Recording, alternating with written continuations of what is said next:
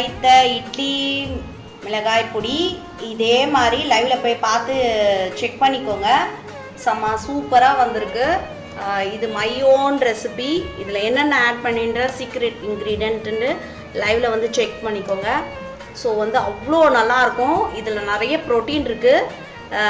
குட்டீஸுங்கெல்லாம் இதை நெய் போட்டு சாப்பிடுவாங்க. அந்தளவுக்கு ஒரு டேஸ்டியான ஒரு ரெசிபி.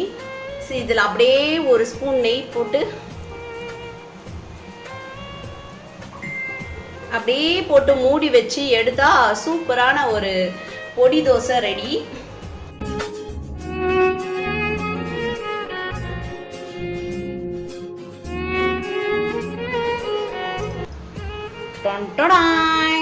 பொடி தோசை, சூப்பரான பொடி தோசை பாருங்க. என்ன மாதிரியே குண்டா அழகா பொடி தோசை சாப்பிட்டு பார்க்கலாமா?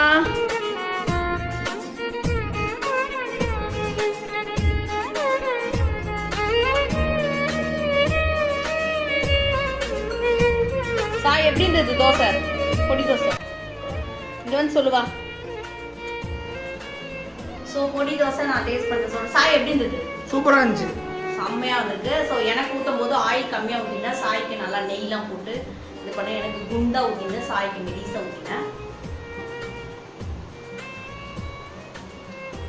சூப்பராக இருக்கும். பொடி தோசைனாலே கொடைக்கானல்ல ஒரு வாட்டி சாப்பிட்டோம். பா முறுமுறுன்னு செம்மையாக வந்திருக்கு. இதே மாதிரி ட்ரை பண்ணுங்கள். சீக்ரெட் இன்க்ரீடியன்ஸ்லாம் உள்ளே சொல்லியிருக்கேன். லைவில் போய் செக் பண்ணுங்க. ஓகேவா? அச்சுக்கு ரொம்ப பிடிக்கும். அச்சு எடுத்துக்கோ.